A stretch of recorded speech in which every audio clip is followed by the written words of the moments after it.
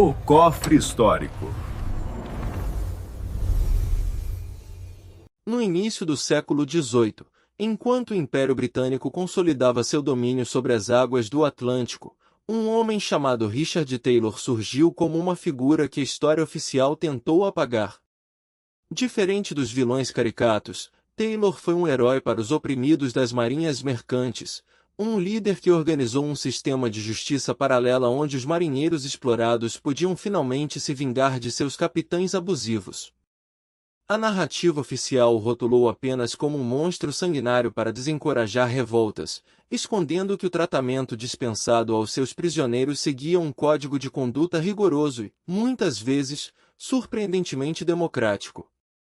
A verdade guardada no cofre histórico é que os piratas não eram apenas ladrões, eles eram os arquitetos de uma guerra psicológica onde o destino de um prisioneiro era decidido por votos, e não apenas por sadismo. Quando um navio pirata içava a bandeira preta, o objetivo principal nunca foi o combate físico, era a rendição imediata.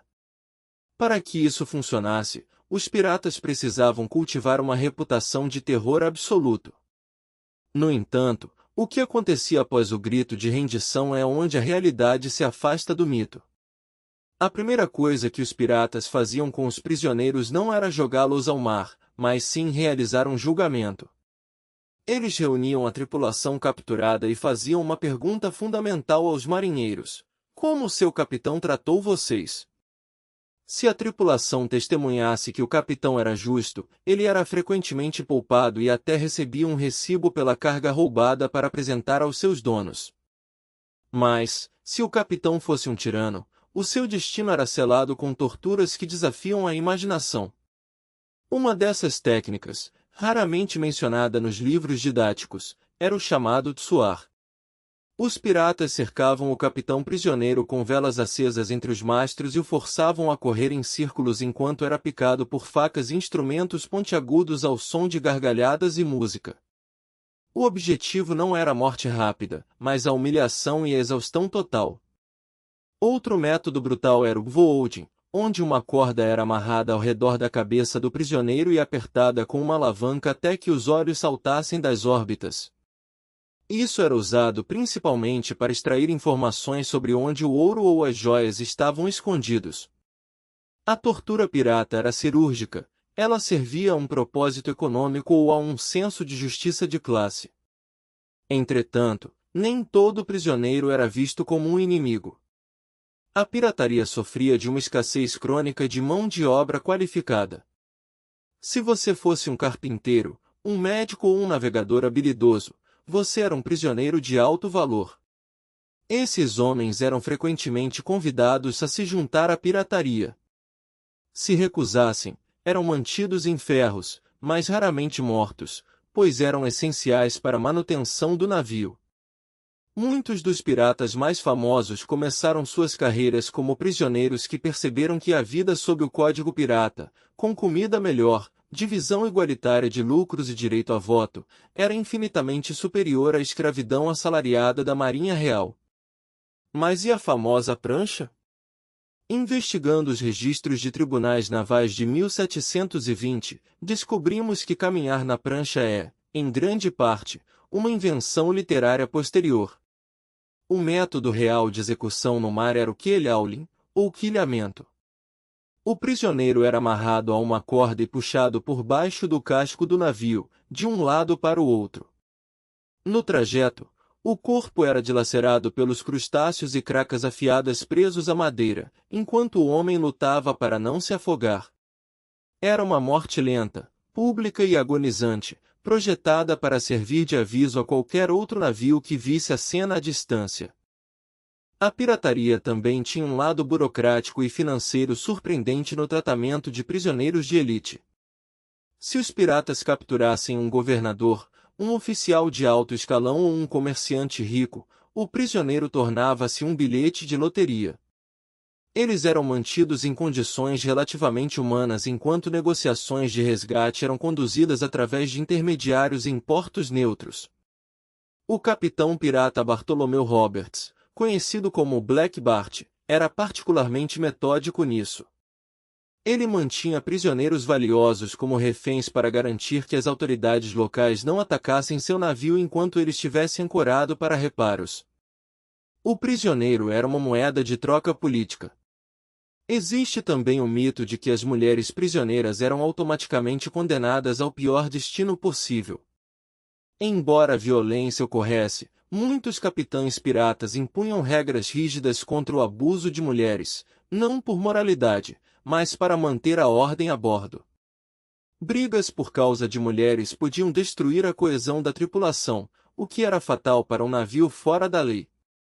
Em muitos casos, mulheres ricas eram as primeiras a serem trocadas por resgate, pois o lucro imediato superava qualquer outro interesse. A vida de um prisioneiro comum que não tinha habilidades úteis ou riqueza era mais incerta. Muitas vezes, eles eram simplesmente abandonados em ilhas desertas, o chamado Maroni. O prisioneiro recebia uma garrafa de água, um pouco de pólvora e uma pistola carregada com uma única bala. A ideia era que ele tivesse a escolha entre morrer de sede ou abreviar o próprio sofrimento. Este era o destino final para aqueles que os piratas consideravam fardos inúteis que consumiam provisões valiosas. Ao analisarmos o contexto histórico, percebemos que a brutalidade pirata era um reflexo da brutalidade da época. O sistema legal britânico da época punia pequenos furtos com a forca e a Marinha Real aplicava chicotadas por infrações mínimas.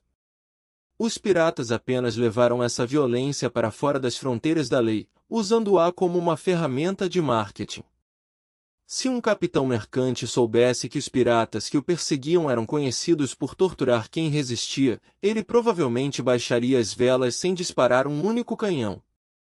O terror era uma estratégia de redução de danos para os próprios piratas.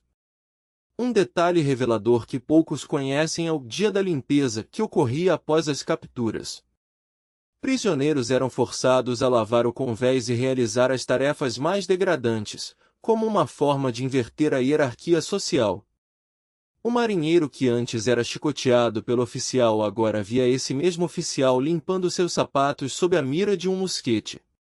Para muitos piratas, o prazer de ver a elite prisioneira humilhada era tão valioso quanto o ouro capturado. Era uma revolução social em pequena escala, confinada a alguns metros de madeira flutuante.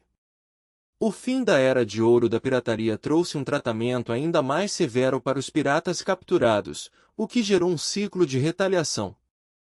À medida que os governos começaram a enforcar piratas em massa, os piratas pararam de aceitar rendições e começaram a massacrar tripulações inteiras para não deixar testemunhas. O destino do prisioneiro tornou-se um reflexo direto da política de tolerância zero das coroas europeias. O que começou como um sistema de justiça e recrutamento terminou como uma guerra de extermínio mútuo. Hoje, quando olhamos para as ruínas de Port Royal ou para os registros guardados do Museu Marítimo Nacional, a imagem que emerge não é a de um conto de fadas, mas a de um mundo cruel onde a misericórdia era um recurso escasso. Os piratas faziam com os prisioneiros exatamente o que o sistema precisava que eles fizessem. Criavam lendas de medo que garantiam que a bandeira negra continuasse sendo o símbolo mais temido dos sete mares. Você teria coragem de assinar o Código Pirata para escapar da tortura como prisioneiro, ou preferiria enfrentar o destino nas mãos de um carrasco?